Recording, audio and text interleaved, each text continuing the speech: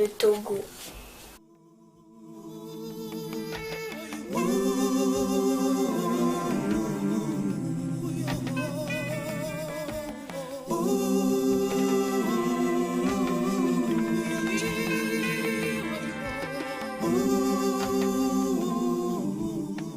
Merci d'être venu à Teuillac, nous parler du Togo, de ton village. Tout d'abord, je voudrais vous remercier de m'avoir invité de parler de mon village et des difficultés que nous avons sur le terrain au nord du Togo surtout. Donc je me présente, je suis Namka Clément, né Bojok, et mon père était un promoteur agricole, ma mère une revendeuse plutôt de céréales en vrac. Et je suis née en 1979. Donc j'ai accédé à l'université en 2004 pour des études de sociologie. J'ai obtenu une maîtrise en sociologie alors sur le développement durable. Et ensuite, j'ai travaillé dans des ONG et associations sur la région des Savanes. Mon village d'Assout est situé à 23 km de la ville de Dapan et à environ 20 km du Ghana. Et donc, Dassout est un village, c'est dans le canton de Lotougou, et qui est dirigé par une petite chefferie et sous le monopole du chef canton de Lotougou.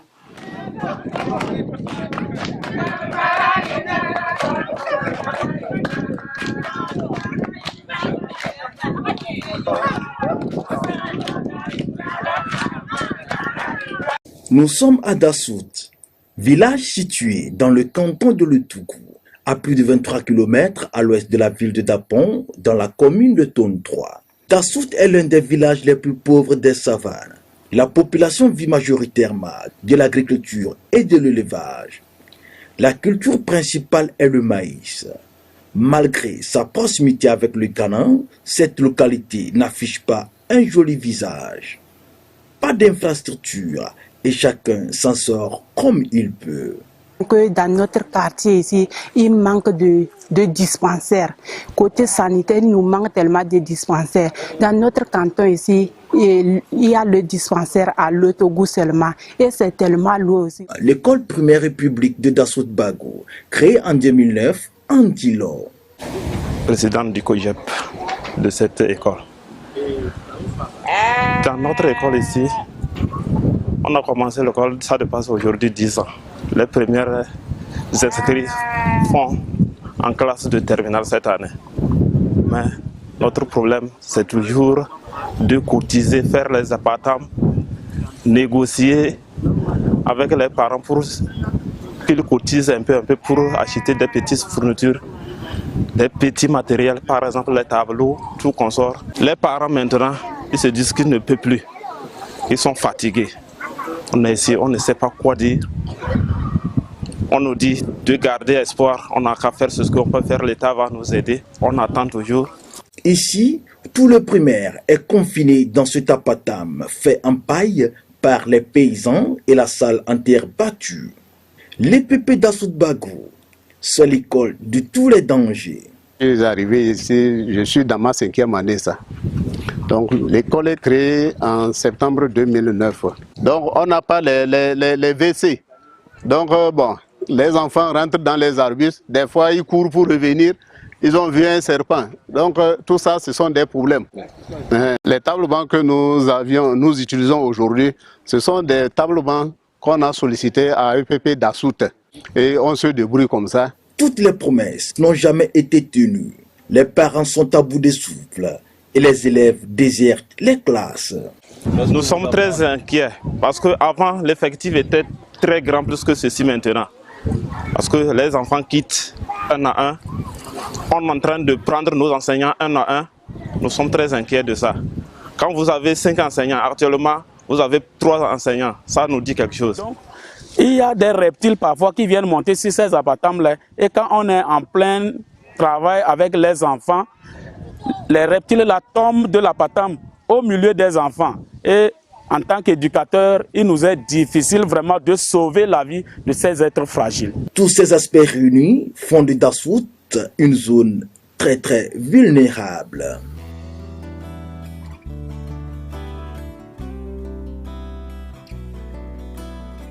De très gros besoins vraiment sur la scolarité à Dassout. Parce que le préau, autant quand il y a la pluie et quand il pleut et ça coule, les toits tombent. Chaque année, les parents ont obligation de refaire le préau, de remonter les murs qui se fondent avec les grosses pluies. Des enseignants qui quittent l'école parce qu'il n'y a pas d'accompagnement. L'école n'est pas outillée, il y a beaucoup de difficultés en termes d'accès à l'eau, il n'y a pas d'eau, il n'y a pas de latrine. Et la majorité des filles, l'adolescence, les petites filles au niveau du CM2 qui sont en menstruation, c'est difficile de venir à l'école, restent toutes à l'école, à la maison. Et ça a une incidence sur la scolarité, sur l'éducation des enfants sur le terrain. À la base, l'école a été initiée par les paysans, la population elle-même, parce que les enfants étaient déscolarisés. L'école primaire de Dassout, qui est très loin, et parfois les enfants revenaient malades, fatigués, avec des morsures de serpents. Et les parents d'élèves à Dassout-Bago ont trouvé l'idée de faire des préaux et de faire venir des enseignants.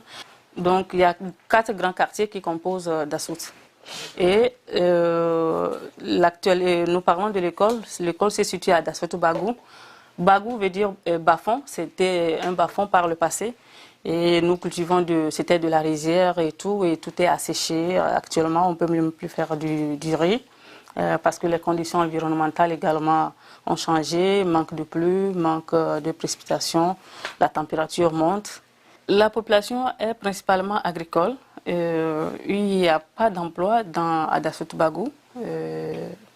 En général, la population togolaise rencontre des difficultés d'emploi et un peu criard dans les villages et surtout à Dassout-Bago. L'agriculture est traditionnelle et donc du coup les paysans font de l'agriculture de subsistance pour vivre, pas pour vraiment exporter, pas pour à la revente, lié aussi aux conditions économiques que les paysans ont. Donc l'agriculture n'est pas rémunérée, c'est vraiment de l'agriculture traditionnelle et nous avons des demandes pour l'accompagnement de l'agriculteur pour renforcer les compétences, les capacités et augmenter le rendement des paysans pour pouvoir mettre de côté, exporter, vendre, se faire un peu de revenus et accompagner les élèves et les enseignants dans la scolarité. L'essentiel du problème, c'est quand même l'eau. L'eau. Ouais. L'eau pour les habitants, pour les cultures, pour les animaux. Quels sont les moyens d'avoir de l'eau au village? Les moyens actuels pour accéder à l'eau dans le village, c'est un puits qui est abandonné et auquel les paysans ont accès. Et, surtout, c'est une tâche qui est déployée aux femmes. Ok, qu'est-ce que vous faites ici, ça? On creuse un trou ici pour chercher de l'eau. L'eau, pour faire quoi? Pour boire. Donc c'est ce type d'eau que vous buvez? Oui, c'est ça. Ah bon?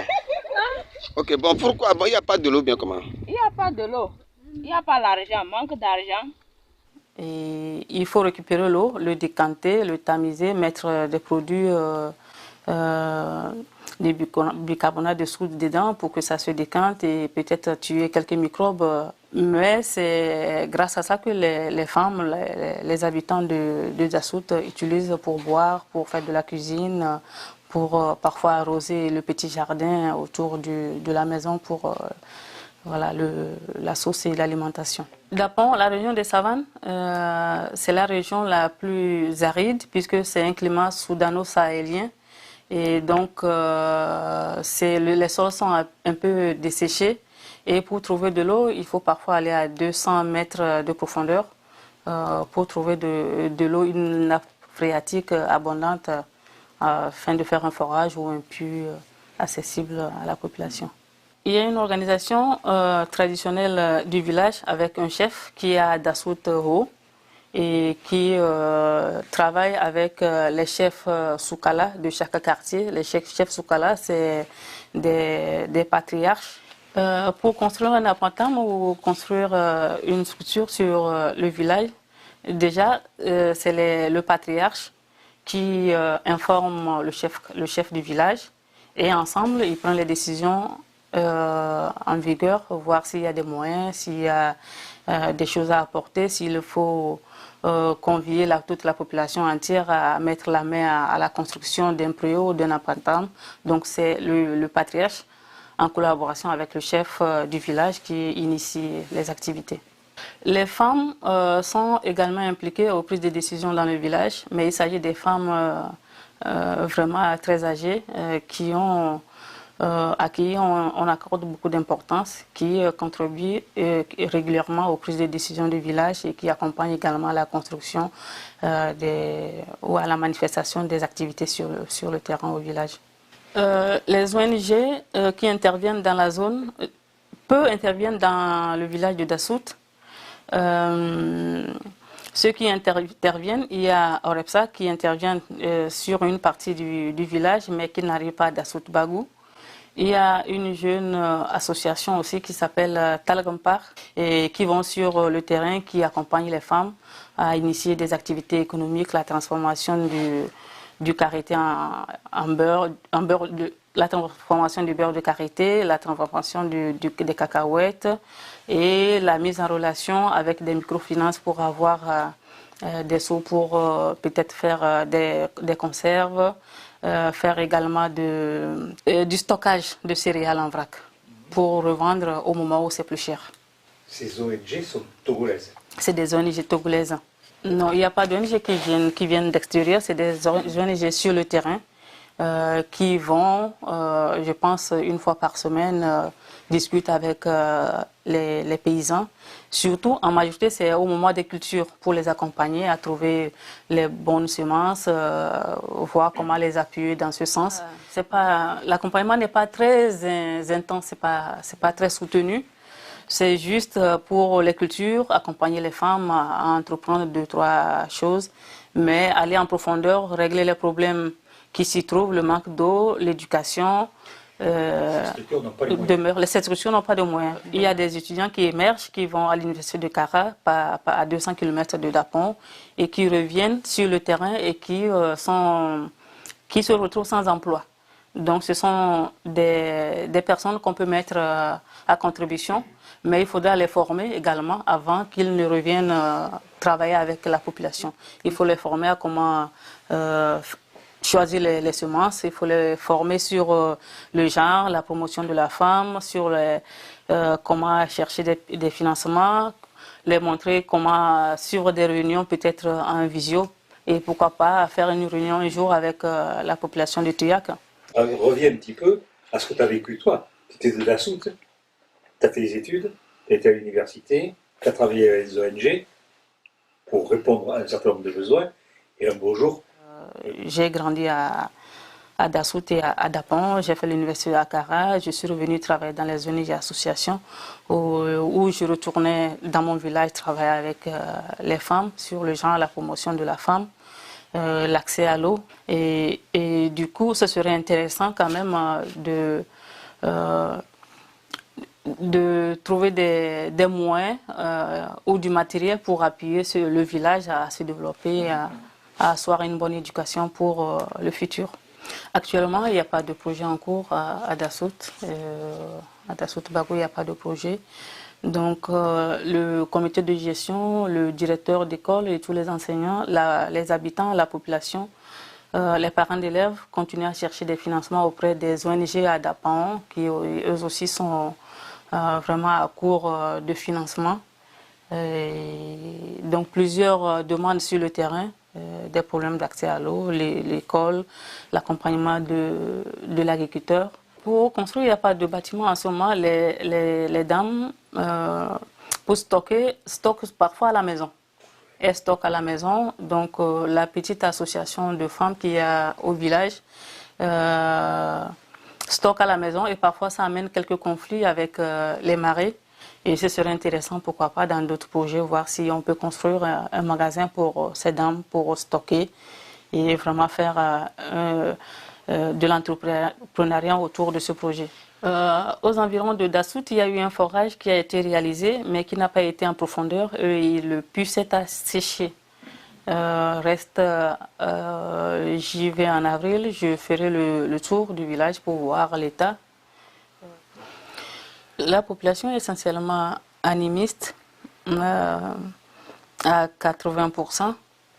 Et les 20% pratiques sont des chrétiens qui vont les dimanches à l'église, mais en même temps sont animistes à la fois.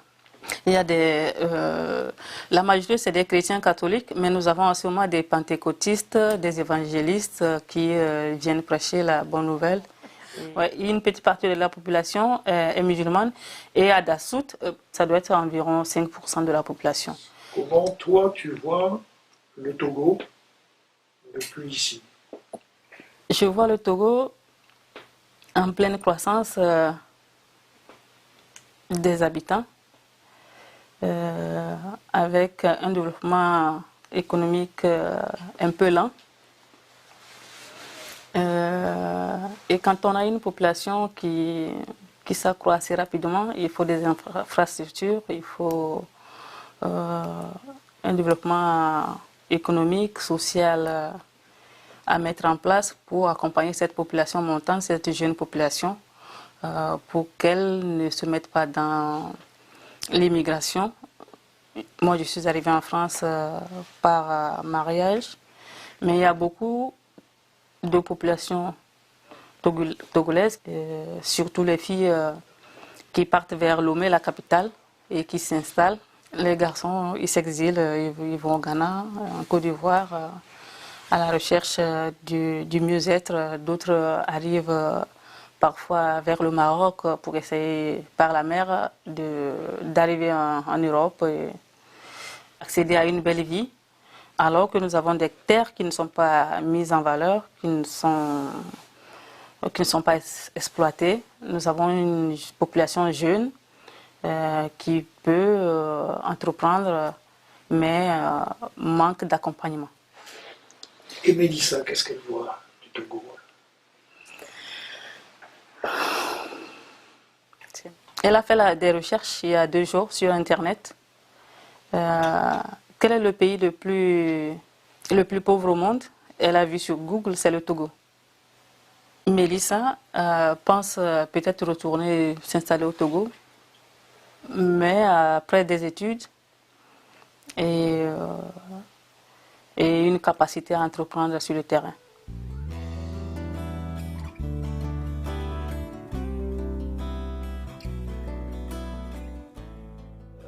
Est-ce que tu penses que on peut nouer des relations d'abord humaines entre ton village, Dassout, et puis notre village?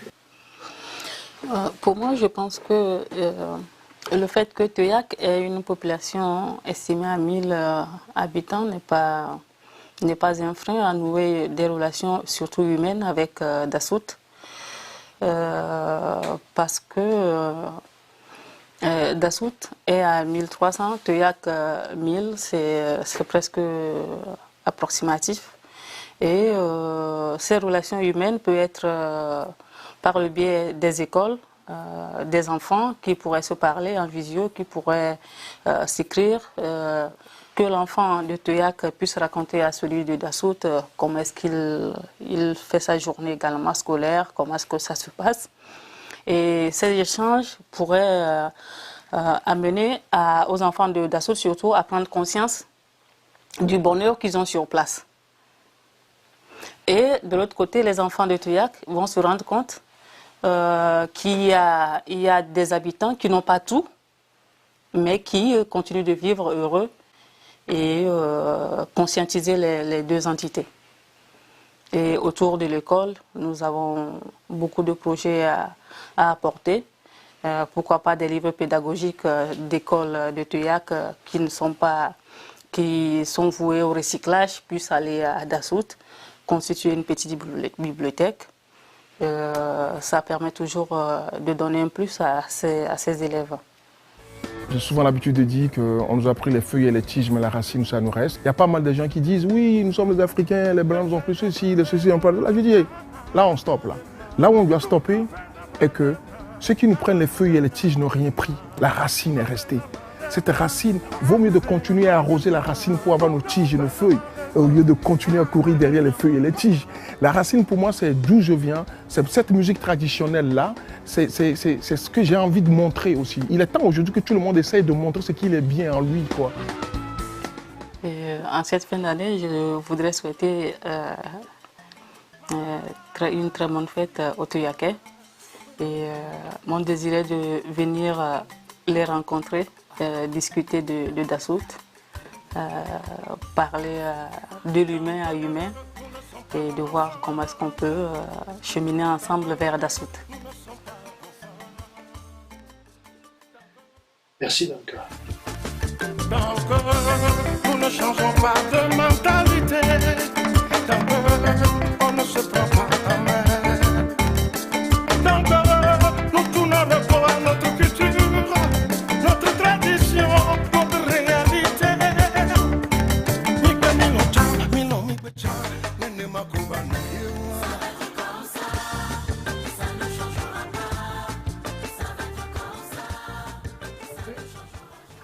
À bientôt Namuka.